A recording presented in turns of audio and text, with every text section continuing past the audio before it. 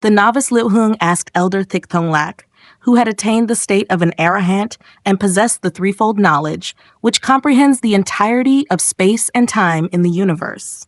Liu Hung's question: Dear Master, according to common belief, when a person dies, their soul wanders and drifts, meaning the soul roams around and resides in big trees, shaded areas, or near ponds. Is this true? The Master's response: in the teachings of Buddhism, a human being is referred to as the five aggregates, skandhas. When a person dies, these five aggregates disintegrate. The four elements of the body, earth, water, wind, and fire, return to dust and void, leaving nothing permanent behind. The concept of a soul, or Buddha nature, was clearly identified by the Buddha in the scriptures as lacking any fixed or permanent entity. Therefore, there is no such thing as a soul wandering and drifting to big trees, shaded areas, or near ponds. Such beliefs are merely the imagination of humans, whose limited understanding cannot grasp the metaphysical world, leading them to create such ideas. Religions that have not reached enlightenment often rely on these superstitions to construct a fantastical world filled with deities, saints, sages, and Buddhas, etc. This is an imagined metaphysical realm full of happiness, a human aspiration. However, such a world is merely an illusion to satisfy desire. Once there is a heavenly realm, people further imagine the existence of hell, demons, and wandering spirits dwelling near big trees and shaded areas.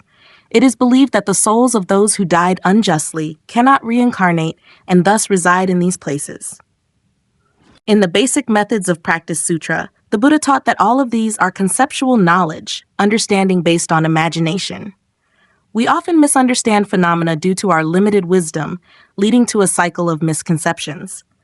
The tangible world we live in is already not fully understood, yet we impose upon it an imagined metaphysical world. The metaphysical world is, in fact, merely a reflection of the tangible world. When we rely on conceptual knowledge to comprehend it, the result is only a series of mistakes, one leading to another. This very attachment causes human suffering, prolonging through many lifetimes. The five aggregates, form, sensation, perception, mental formations, consciousness, are not a permanent entity. However, people mistakenly believe that within these aggregates exists an immutable soul, calling it their self. Consequently, when someone harms our body or mind, we are quick to anger and resentment. Upon death, it is believed that the soul continues to exist without a place to reside, resulting in it wandering and drifting, or being condemned to hell to endure punishment until its term ends, allowing it to be reborn in the cycle of samsara. The Buddha taught us that all of this is the result of conceptual knowledge and misconceptions. Phenomena are inherently unreal, but due to attachment, people create suffering for themselves and others. Also from the Basic Methods of Practice Sutra, the Buddha stated, people conceptualize, imagine, and understand that living beings are real living beings. People conceptualize that heavenly beings are real heavenly beings. People conceptualize that Brahma is the real Brahma. People conceptualize that the radiant realm is the real radiant realm. People conceptualize that the pure abode is the real pure abode. People conceptualize that the vast fruition realm is the real vast fruition realm. People conceptualize that the great conqueror is the real great conqueror. People conceptualize that the realm of infinite space is the real realm of infinite space.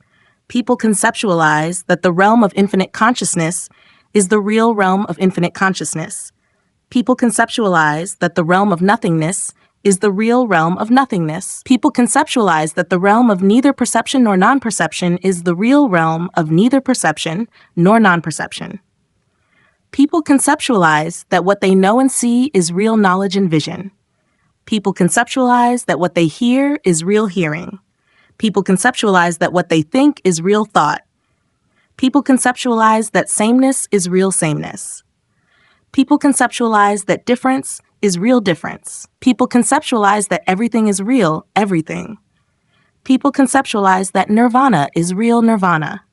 The Basic Methods of Practice Sutra in the Middle-Length Discourses, Volume 1, Vietnamese Pali Canon, page 9, points out that humans live in a world of imagination, yet believe those things to be real. Because they think these are real, humans create suffering for themselves. Because they believe nirvana is real, People project the notion of a self onto nirvana, viewing it as a permanent, blissful state that belongs to them.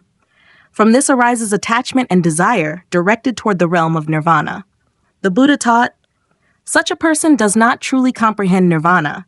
Basic Methods of Practice Sutra, Middle-Length Discourses, Volume 1, page 9. The meaning of this passage shows that humans do not truly understand anything about nirvana. Through this sutra, we can clearly see that the Buddha affirmed, people cling to concepts such as mind, soul, Buddha nature, the essence of the universe, the 33 realms, and even nirvana. These concepts are all created by the aggregate of perception. From this, people use conceptual knowledge and consciousness to differentiate and understand phenomena, but in reality, these phenomena are not real. The metaphysical world is merely a shadow created by the aggregate of perception. It does not truly exist, but is only an illusory image arising from conceptual knowledge. Someone once asked Master Shanten, where do humans come from, and where do they go after death?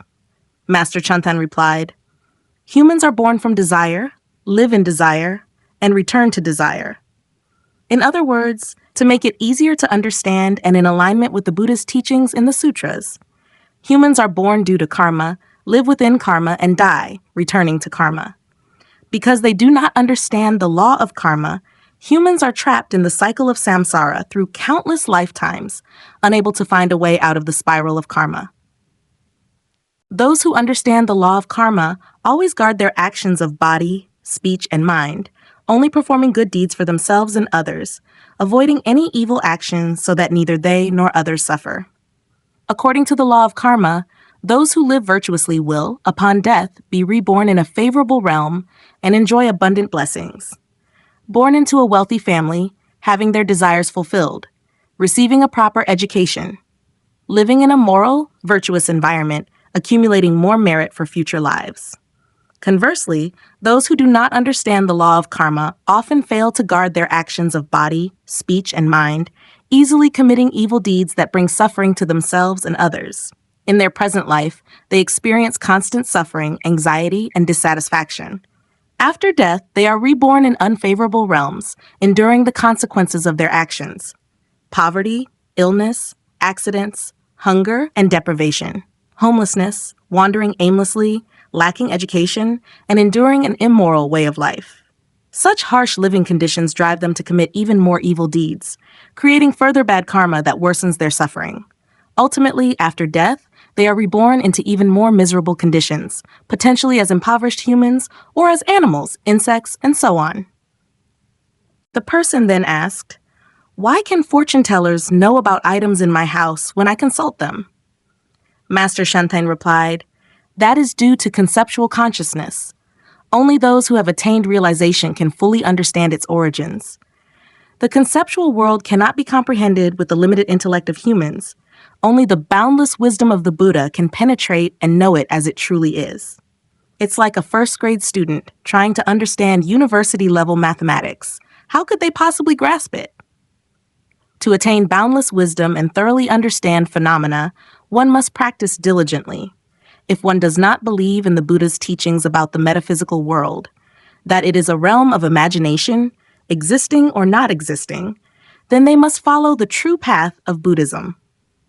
Through personal practice and realization, one will not only see the metaphysical world clearly, but also gain profound understanding of space and time to the furthest reaches of the universe. Through the teachings and original scriptures of Buddhism, the Buddha affirmed in many sutras that the metaphysical world does not truly exist. It is merely a conceptual world, stemming from the aggregate of perception within humans, and it is never a true reality.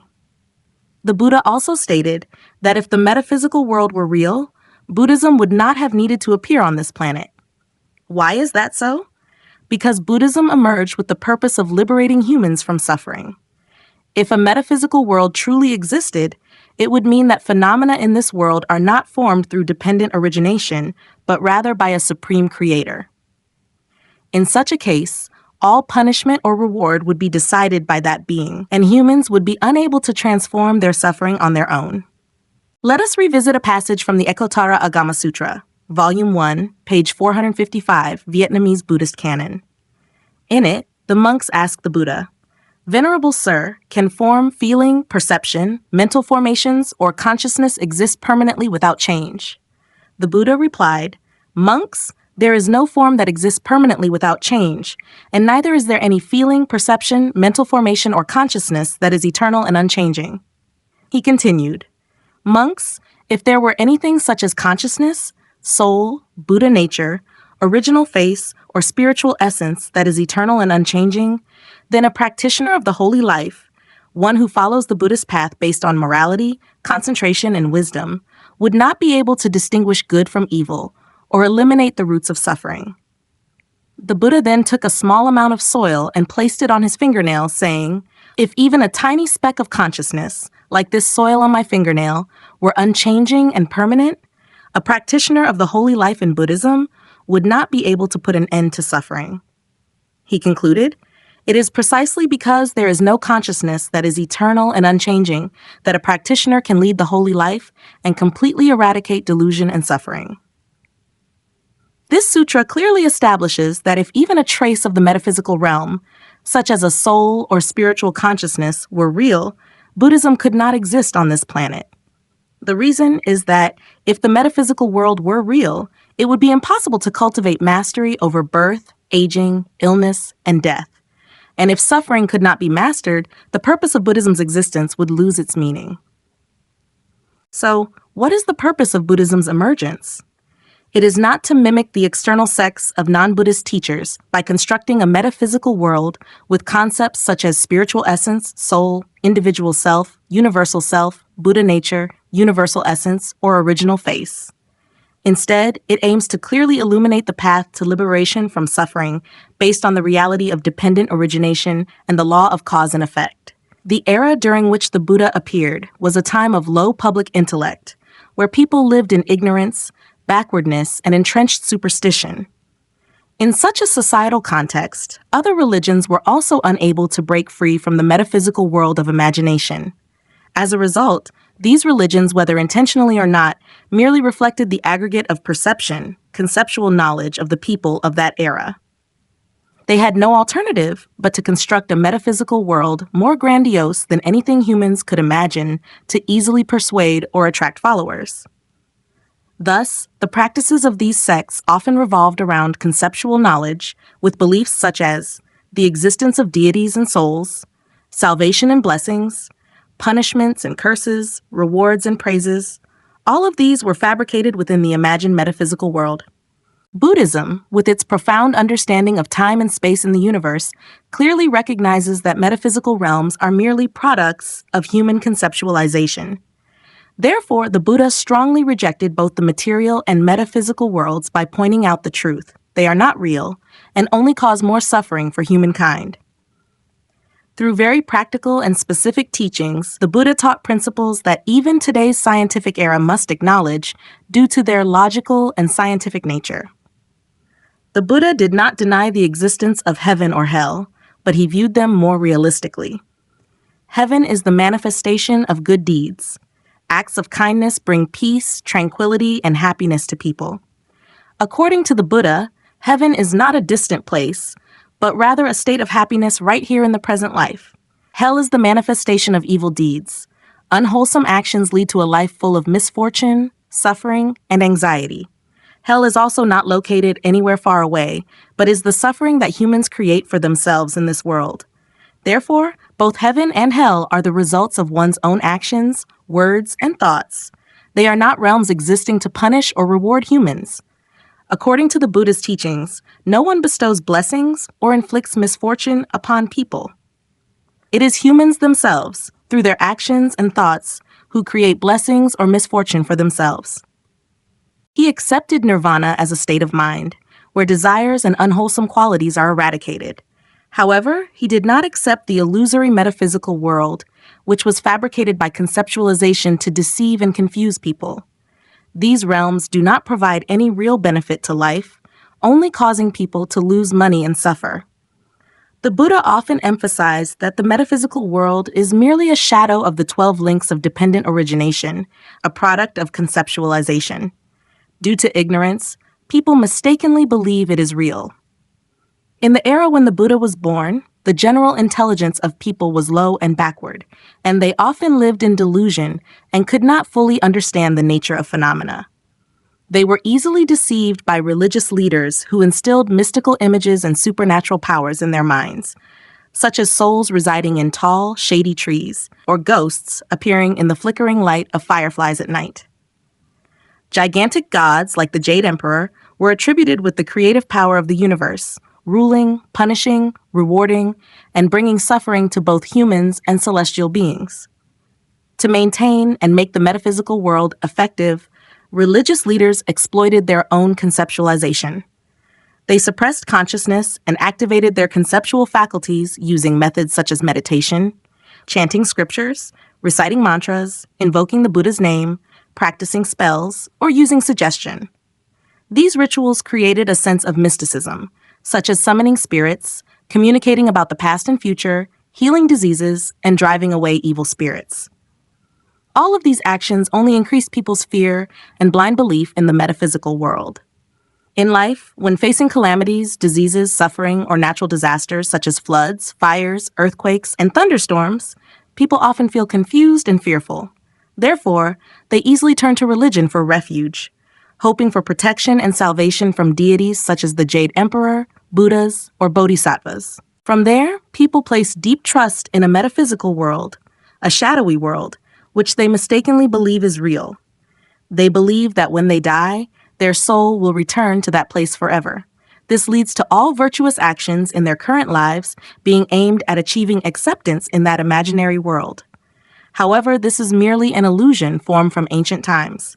Sadly, even today, many people still nurture a similar aspiration. The metaphysical world has deeply penetrated the human consciousness over thousands of years, becoming an ancient tradition that cannot be easily erased in a short time. Although today some people have realized that the metaphysical world is merely a world of illusion, not truly existing, they still cannot abandon this belief. The finite intelligence of humans does not allow them to understand things as they truly are. So even though they know this, they still must believe in the existence of a metaphysical world. Buddhism arose in an era where people were still living in an illusory world, deeply influenced by theocratic religions. Therefore, convincing people to abandon their belief in the metaphysical world cannot be done overnight. The Buddha often spoke directly and strongly about this, so that those who wanted to understand would understand, the wise would benefit, and the ignorant would have to bear the consequences. In many of his teachings, the Buddha clearly affirmed that the metaphysical world does not exist. It is only a product of conceptualization. When reading the original scriptures, we see that Buddhism arose to bring true understanding to people, helping them escape from suffering, anxiety, and dissatisfaction. The practice of the Buddha's teachings is practical, specific, and very scientific. It is neither vague nor fanciful. The practice helps people escape suffering in their human existence. To escape suffering, one must live a life of true sila, in the meaning of a Buddhist monk, uphold the precepts, and be mindful in every thought. Not causing suffering to oneself or others is the core of practice, and this requires clear awareness of the Dhamma. The practitioner must always be vigilant and not let the thinking mind interfere, because when the thinking mind interferes, mindfulness will be lost. At that point, wrong thoughts arise, leading to the emergence of unwholesome states. Unwholesome states bring suffering, accidents, and illness, and when faced with these, people turn back to seek comfort in the imagined metaphysical world. During the Buddha's lifetime, many people placed their complete trust in him. Because of this, some lived the true sila, practiced, and realized the true Dhamma. They escaped the cycle of suffering, mastering life and death, and the cycle of rebirth. However, after the Buddha and the noble Sangha passed away, there were no longer any role models for virtue. Sila gradually deteriorated, and the precepts were broken by the ordinary monks. They lived carelessly, running after worldly pleasures, eating and sleeping at inappropriate times, not practicing minimal desires, contentment, or guarding the six senses. As a result, some people turned to the practices of non-Buddhist sects, modifying and developing them into scriptures with many arguments to justify their violation of the precepts, deceiving their followers. Gradually, the teachings of Buddhism were transformed into a superstitious belief. Buddhism became a theistic religion, and the Buddha was wrongly ascribed the role of a deity who grants blessings and protection, which was completely contrary to the original teachings. The practice of the Buddha is used to cultivate the body and mind, to correct mistakes, to abandon unwholesome states, to distance oneself from desire, and to practice meditation in order to master birth, illness, and death. However, today, this practice has been transformed into teachings involving recitation, rituals for exorcism, protection, healing, prayers for well-being, and prayers for the deceased, etc. Additionally, 33 heavens and countless realms of Buddhas have been created, including an ideal Western Pure Land, along with concepts such as a transcendent supreme essence, Buddha nature that is permanent, blissful, pure, peaceful, unchanging, and eternal. In fact, if we were to list them, no theistic religion in the world today is as complex and rich in metaphysical realms as the Buddhism that has developed today. These speculative views, based on the teachings of non-Buddhist sects and developed scriptures, have obscured the authentic teachings of original Buddhism. What is noteworthy is that even in this modern scientific age, there are highly educated people, even those with university degrees, who believe in the metaphysical world and superstitions just as the backward people of ancient times did. So, how could those with less education and knowledge not be deceived? Buddhist scholars have skillfully blended the teachings of non-Buddhist sects with parts of the original Dhamma to create a new system of doctrine. This blending easily deceives Buddhists of all classes, especially the uneducated working class. In the face of calamities, incurable diseases, natural disasters, floods, earthquakes, and volcanoes, people are often filled with dread and fear. In their fear, they imagine powerful deities who can grant blessings or bring misfortune based on the good or evil actions of each individual. Exploiting this conceptualization and superstitious belief, religions have constructed the metaphysical world, turning it into a heaven and hell with figures like Buddhas, saints, immortals, gods, the Jade Emperor, Yama, the Water Realm, evil spirits, demons, etc. After constructing the metaphysical world, religious leaders produced various types of scriptures, rituals for offerings, prayers for well-being, prayers for the deceased, and encouraged acts of kindness, charity, animal release, offerings, temple building, pagoda construction, shrine establishment, etc. Intellectuals, though more knowledgeable, often do not believe in these superstitious practices. However, they are easily drawn into more abstract concepts such as the essence of all things, mind nature, Buddha nature, and similar metaphysical theories. As a result, they follow meditation practices and training with the hope of achieving seeing one's nature and becoming a Buddha, which is quite laughable when others see it. What good is seeing one's nature and becoming a Buddha for oneself or others, or is it just a way to deceive others with a few words? Does seeing one's nature and becoming a Buddha eliminate greed, anger, and ignorance? Does it bring any benefit to human life? How many people today have seen their nature and become Buddhas, but have they rid themselves of greed, anger, and ignorance? Have they become Buddhas? What kind of Buddha are they? Or are these just empty titles like Great Enlightenment, Attaining the Path, Awakening, and Seeing One's Nature and Becoming a Buddha? Why do they still covet money, silver, eat and sleep at improper times, live without proper ethical conduct, break precepts, and violate the rules? While Buddhism does not accept the metaphysical world, does not accept chanting, offerings, prayers, or rituals, then what is the purpose of these offerings, chanting, praying, and rituals? Buddhism is a path of non-self. So, sitting in meditation, entering concentration to see one's nature and become a Buddha, what kind of Buddha is that? If there is no self, then how can there be a Buddha? Buddhism is a religion that was founded to address the four sufferings of human life: birth, illness, aging, and death. The teachings of the Buddha are based on human ethics and the law of cause and effect, living without causing suffering to oneself or others. The practice taught by the Buddha, which cultivates mindfulness, is to prevent desire and unwholesome states, and through this, to bring peace, serenity, and happiness to oneself and others. It is a very practical and specific teaching that can be applied by everyone. If everyone becomes aware and understands this practice, making efforts to implement and live according to the Buddha's teachings, then human society would become a pure land. Why then is there a need to seek a vague and abstract heaven, a pure land that never truly exists? Recently, we read a book titled Life After Death.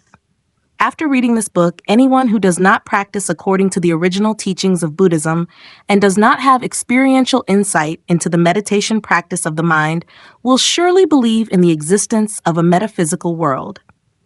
Throughout the book, the author gathers anecdotes about near-death experiences. This author has never studied Buddhism, and even if he were to study and research Buddhism now, he would still misunderstand it, because a cloud of confusion from developed teachings has covered and obscured the true teachings of the Buddha. The anecdotes about near-death experiences of people in hospital beds, the author assumes are states of life after death. What they don't realize is that in this body made of the four great elements, while a person is alive, there exist both the physical and non-physical worlds.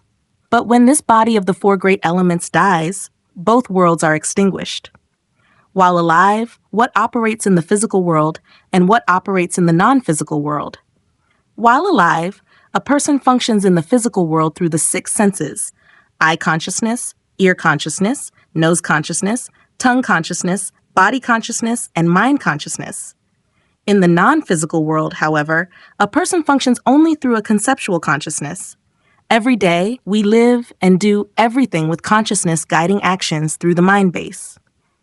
When consciousness ceases to function, like when a person is asleep, then conceptual consciousness operates and creates dreams, also controlled by the mind base, the brain, and the nervous system. Therefore, a person with heart, liver, or lung disease, etc., when one of those organs ceases to function, is considered dead, but in reality, they are not fully dead. Consciousness still operates, the breath stops, the heart no longer beats, but the nervous system's conceptual consciousness may still be active, which means the conceptual consciousness is operating, creating dreams. This is called near-death karma.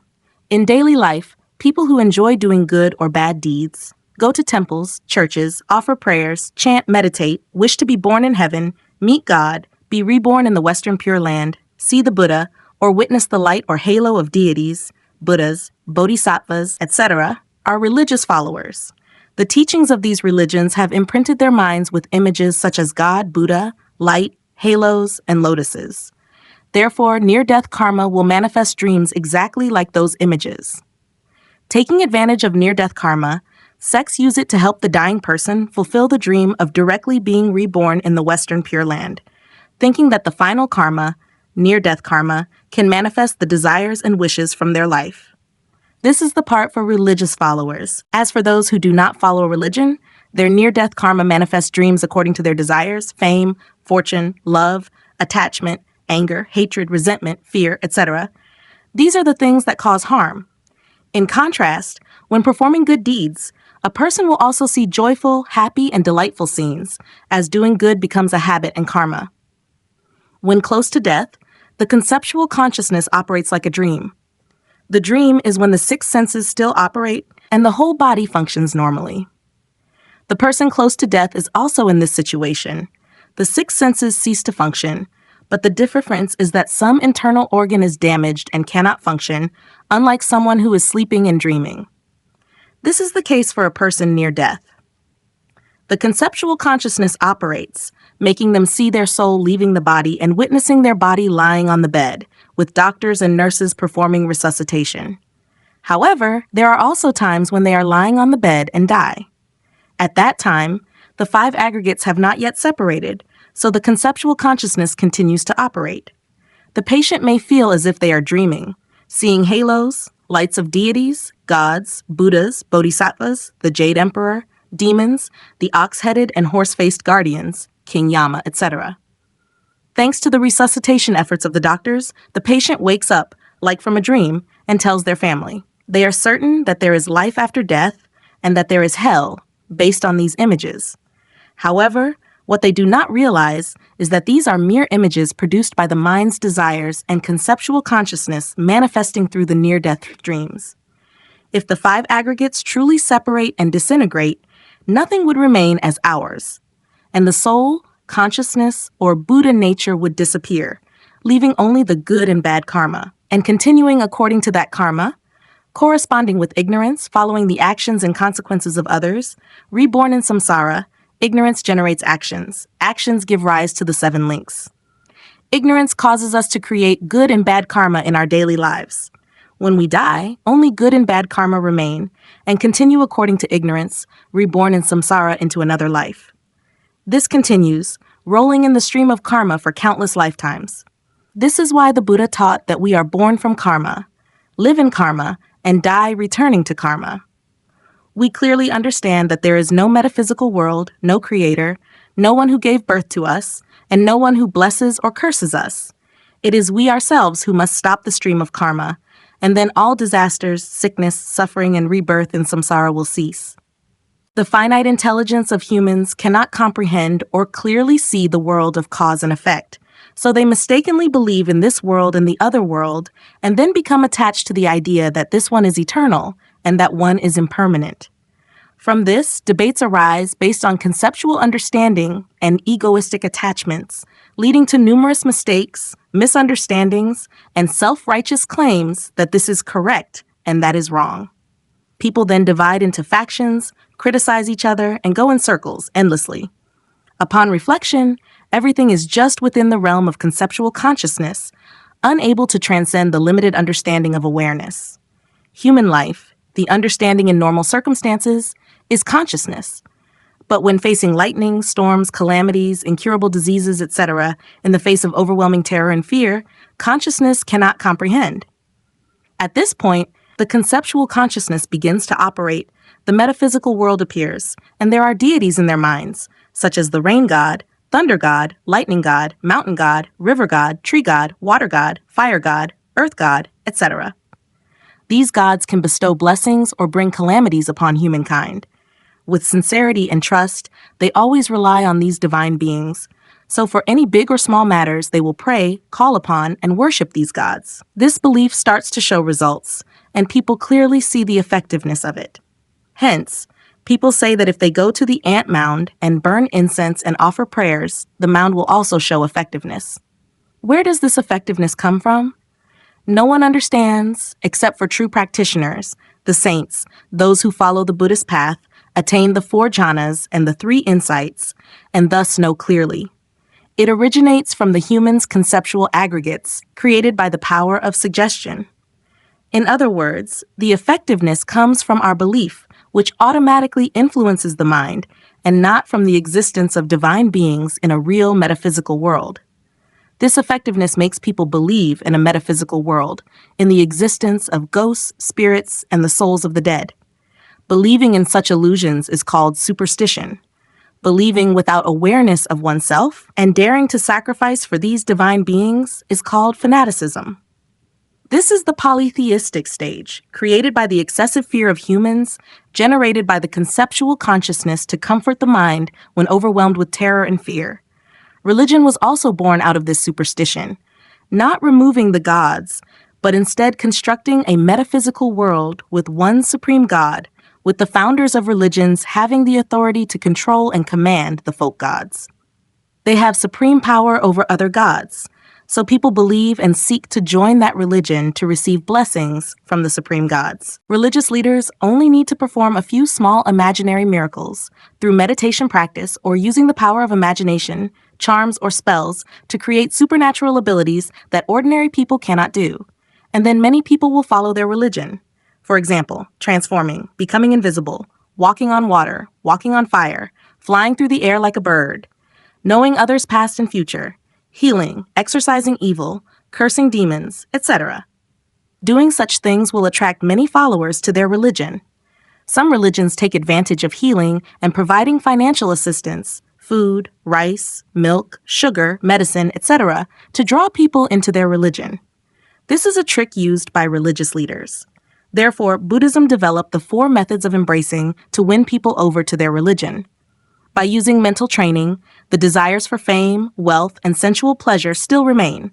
Hence, when they have a little bit of supernatural power, they establish a sect and guide followers in their practices. If the religious leader does not fall into the traps of fame, wealth, and beauty, has a clear set of rules and disciplines, practices, and achieves results, then the sect will last long. On the contrary, if there is no discipline, and the leader is obsessed with fame, wealth, and sensual pleasures, then the supernatural powers will disappear, and the leader may end up in prison for fraud. During the development of Taoism, the religious leader introduced all kinds of superstitions that caused people to spend a lot of money. However, there was also something good, as it taught people to do good, to love each other, to give charity and help one another in times of distress, to support one another, and to unite. But they were very authoritarian and conservative, defending their religion and inciting followers to do very evil things. Most of the wars on this planet have been caused by religion, with human blood and bones piling up like mountains. Therefore, the birth of religion has both advantages and disadvantages. The advantage is that it teaches people to do good, to cultivate goodness, to love and support each other. The harm is that one religion competes with another for followers due to different ideologies. However, upon closer examination, all other religions in this world are based on imagination for practice. Even disciplines like martial arts, qigong, lightness skill, internal energy, yoga, and health cultivation all train through mental power. Only Buddhism does not use imagination. Buddhism uses conscious awareness to control, basing its foundation on moral cause and effect, and living in the world without causing suffering to oneself or others. It always lives with the wisdom of cause and effect, transforming bad outcomes into good ones, and always creates good causes through bodily, verbal, and mental actions, avoiding the creation of evil causes, ensuring that both one's own life and others are filled with happiness, peace, and mutual harmony. These noble teachings and practices of morality have been distorted by doctrinal interpretations and theories developed by scholars who have sought every possible way to overshadow the teachings of Buddhism. As a result, humanity on this planet has lost a magnificent moral system based on humaneness and cause and effect, a system that does not cause suffering to oneself or others. If religions claim there is life after death and use near-death experience stories collected by Rono Amodi as evidence, then I will present the following example. For instance, if a patient needs surgery, they must be anesthetized before the operation.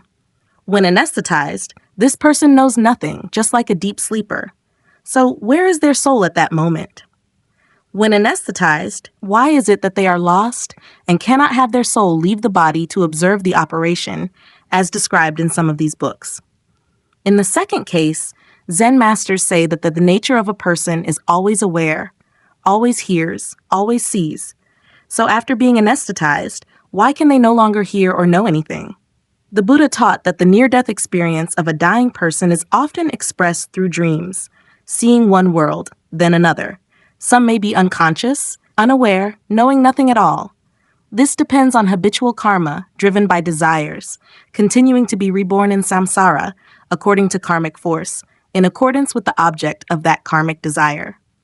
Right after the body can no longer recover, life after death does not exist.